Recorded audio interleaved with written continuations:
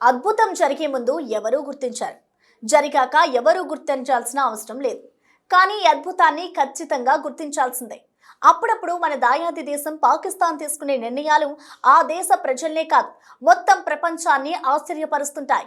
ఇప్పుడు పాక్ మరోసారి అలాంటి నిర్ణయమే తీసుకుంది. లేకపోతే ముస్లిం దేశమైన పాకిస్తాన్ మన భారతీయ ప్రాచీన భాష సంస్కృతాన్ని కోర్సుగా ప్రవేశపెట్టడం ఏంటి? మహాభారతం, భగవద్గీత పాఠాలు కూడా బోధించేందుకు సిద్ధమవడం ఏంటి? దశాబ్దాల తర్వాత పాక్లో ఈ మార్పులేంటి?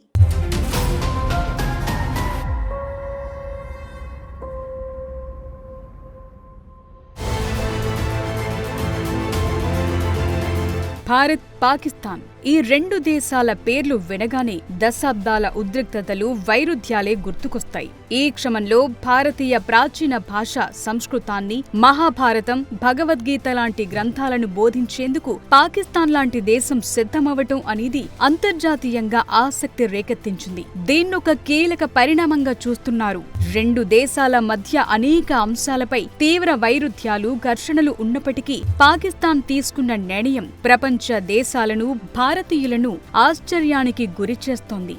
ఇస్లామిక్ రిపబ్లిక్ అయిన పాకిస్తాన్లో భారతీయ ప్రాచీన భాష సంస్కృతాన్ని కోర్సుగా ప్రవేశపెట్టడం, హిందూ మతానికి సంబంధించిన ముఖ్య గ్రంథాలైన మహాభారతం, భగవద్గీత పాఠాలను బోధించేందుకు సిద్ధమవటం అనేది ఓ ఊహించని మార్పు. సాధారణంగా దాయాది దేశాల మధ్య సంబంధాలు ఉద్రిక్తంగా ఉన్నప్పుడు ఒక దేశం భాష గాని, సంస్కృతిని గాని మరో దేశం అంగీకరించటం, ప్రోత్సహించటం చాలా అరుదు. ఈ క్రమంలో పాకిస్తాన్లోని యూనివర్సిటీలో సంస్కృతాన్ని ప్రవేశపెట్టాలనే ఆలోచన అందరినీ ఆశ్చర్యపరుస్తోంది.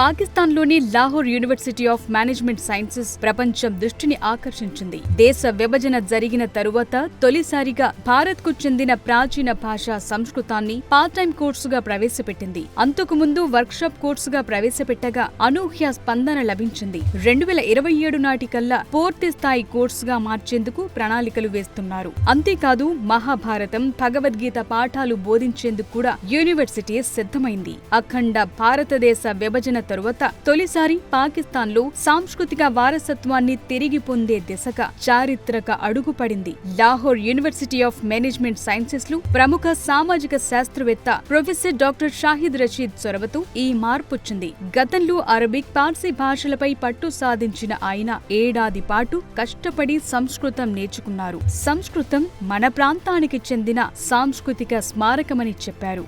సంస్కృత భాష తమకు కూడా చెందింది అన్నారు ప్రొఫెసర్ రషీద్. సంస్కృత వ్యాకరణ పండితుడు పాణి గంధార ప్రాంతంలో నివసించారు. ఆ ప్రాంతం ప్రస్తుతం పాకిస్తాన్లోని ఖైబర్ పఖ్తూన్ఖ్వా ప్రావిన్స్లో ఉంది. సింధులోయ నాగరికత సమయంలో ఎన్నో రచనలు ఇక్కడే జరిగాయని చెప్తుంటారు. అందువల్ల సంస్కృతం ఒక పర్వతం లాంటిదని, అది ఏ ఒక్క మతానికి పరిమితం కాదని చెప్తున్నారు పాక్ ప్రొఫెసర్ రషీద్. కోర్సుని తిరిగి ప్రవేశపెట్టిన తరువాత లాహోర్ యూనివర్సిటీ విద్యార్థులు కొద్ది కాలానికి సంస్కృతాన్ని అర్థం చేసుకోగలిగారు. ఉర్దూ భాషపై సంస్కృతం ఎంత ప్రభావం చూపించిందో వారికి కొత్తగా తెలిసిందంటున్నారు. పంజాబ్ యూనివర్సిటీ లైబ్రరీలో సంస్కృతం పామ్ లీఫ్ మాన్యుస్క్రిప్ట్స్ పెద్ద కలెక్షన్ ఉంది. 1930లలో జేసీఆర్ వోల్నర్ వాటిని కేటలాగ్ చేశారు. కానీ 1947 తరువాత పాకిస్తాన్ వాటిని ఉపయోగించలేదు. ఇప్పుడు స్థానిక పండితులకు శిక్షణ ఇవ్వటం వల్ల పరిస్థితి మారుతుంది. లాహోర్ యూనివర్సిటీలో సంస్కృతం కోర్సు విజయవంతం కావటంతో భవిష్యత్తులో మహాభారతం, భగవద్గీత పైన కోర్సులు ప్రారంభించాలనుకుంటోంది. ఇంకొన్నేళ్లలోనే పాకిస్తాన్లో భగవద్గీత, మహాభారతంపై రీసెర్చ్ చేసేవారు కనిపించినా ఆశ్చర్యపోనక్కర్లేదంటున్నారు. భారతదేశంలోని హిందువులు, సిక్కులు, అరబిక్, పాకిస్తాన్లోని ముస్లింలు సంస్కృతం నేర్చుకుంటే భాషలనేవి అడ్డంకులు కాకుండా వారధులుగా మారతాయన్నారు పాకిస్తాన్ ప్రొఫెసర్. దక్షిణాసియా ప్రాంతంలోని ప్రజలు ఒకరి సంస్కృతి, సంప్రదాయాలను నేర్చుకోవటానికి ప్రయత్నిస్తే మరింత సామరస్యం నెలకొంటుందని అభిప్రాయపడ్డారు ప్రొఫెసర్ రషీద్.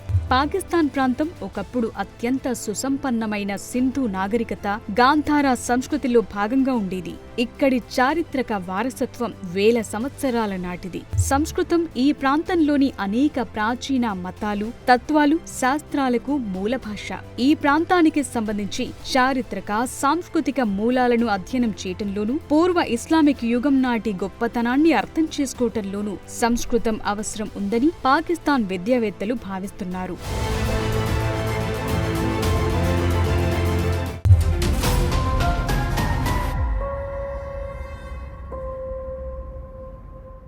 ఒక ముస్లిం దేశం సరిహద్దుకు అవతలి ఉన్న దాయాది దేశానికి చెందిన గొప్ప సంస్కృతి, తత్వశాస్త్రాన్ని ఒక కోర్సుగా ప్రవేశపెట్టడం అనేది చాలా అరుదైన విషయం. అసలు సంస్కృతం, మహాభారతం, భగవద్గీత బోధన వెనుక పాకిస్తాన్ ఉద్దేశం ఏంటి? పాక్ తీసుకున్న ఈ సాహసోపేతమైన అడుగు రెండు దేశాల మధ్య కొత్త తరం జ్ఞానవంతుని నిర్మించడంలో ఓ కీలకమైన మైలురాయిగా నిలుస్తుందనడంలో సందేహం లేదు.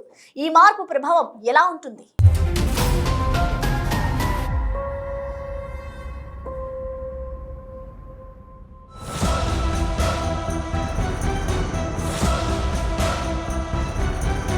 ప్రపంచవ్యాప్తంగా వివిధ భాషలు, సంస్కృతులు, మతాల పట్ల సహనం, అవగాహన పెరగాలని ఆలోచన బలంగా ఉంది. ఒక దేశం భాష, సాంస్కృతిక వైవిధ్యాన్ని అధ్యయనం చేయటం అనేది కేవలం దాని చరిత్రను తెలుసుకోవటం మాత్రమే కాదు, ఆ దేశంతో మెరుగైన సంబంధాలను ఏర్పరచుకోవటానికి కూడా సాయపడుతుంది. పాకిస్తాన్ విద్యా వ్యవస్థ ఈ బృహత్తర గ్రంథాలు, సంస్కృత భాషా జ్ఞాన సంపదను గుర్తించి వాటిని ఒక అకాడమిక్ కోణంలో అధ్యయనం చేసేందుకు ప్రాధాన్యత ఇస్తోంది. పాక్ తీసుకున్న ఈ నిర్ణయం వెనుక లోతైన ఉద్దేశాలున్నాయి. మహాభారతం, భగవద్గీత లాంటి గ్రంథాలు కేవలం మతపరమైనవి మాత్రమే కాదు, అవినీతి, ధర్మం, యుద్ధ వ్యూహాలు, నాయకత్వం, మానవ జీవితంలోని క్లిష్టమైన ఘట్టాలను వివరించే తత్వశాస్త్రాలు. ఈ గ్రంథాలను అధ్యయనం చేయటం ద్వారా విద్యార్థులు ప్రపంచంలోని అత్యుత్తమ మేధో సంపత్తికి అందుబాటులోకొస్తారు.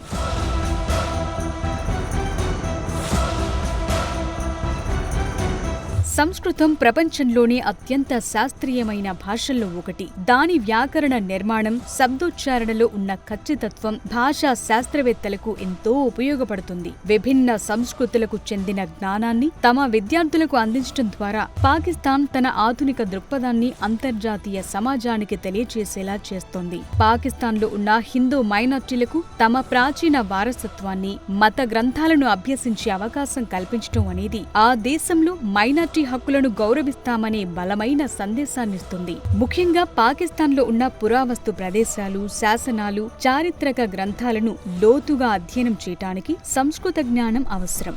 మహాభారతం, భగవద్గీత కేవలం మత గ్రంథాలు మాత్రమే కాదు, ప్రపంచంలోని అత్యుత్తమమైన మానవత, నైతిక, తత్వశాస్త్ర గ్రంథాల్లో ఒకటిగా గుర్తింపు పొందాయి. ఈ గ్రంథాలను బోధించడం ద్వారా పాకిస్తాన్ విశ్వవిద్యాలయాలు తమ ఫిలాసఫీ, ఏషియన్ స్టడీస్ కోర్సుల నాణ్యతను పెంచగలవు.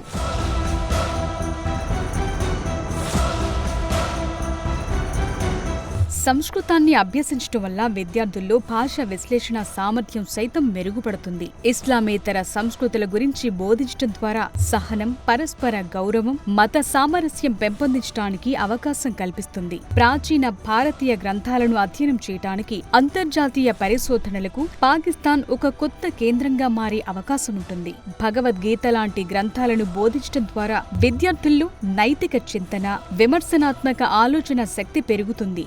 ఈ గ్రంథాలు జీవితంలో ధర్మం, కర్మ, కర్తవ్యం లాంటి భావనల గురించి చర్చిస్తాయి. పాకిస్తాన్ తీసుకున్న ఈ సాహసోపేతమైన అడుగు కేవలం అకాడమిక్ మార్పు కాదు, ఇది భారత్, పాకిస్తాన్ మధ్య కొత్త తరం జ్ఞానవంతనను నిర్మించడంలో కీలక మైలురాయి. ఈ వారధి రాజకీయ సరిహద్దులను దాటి మనుషుల మనస్సులను, చరిత్రను, జ్ఞానాన్ని లింక్ చేసేందుకు సాయపడుతుంది.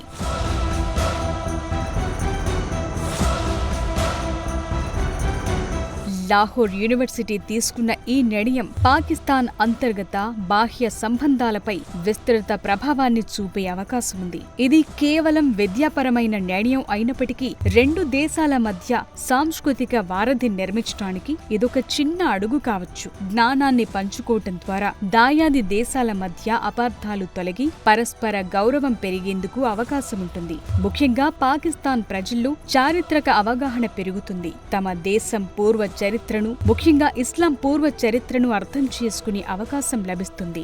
ఇది పాకిస్తాన్ మతపరమైన కఠినమైన ఇమేజ్ ని మారుస్తుంది. ఇతరుల సంస్కృతిని, భాషను గౌరవించే విశాల దృక్పథమున్న దేశంగా ప్రపంచం దీన్ని చూస్తోంది. దశాబ్దాల కాలంలో పాకిస్తాన్లో పెరుగుతోన్న విశాల దృక్పథానికి, అకాడమిక్ స్వేచ్ఛకు, చారిత్రక మూలాలను అన్వేషించాలనే తపనకు ఇది నిదర్శనం.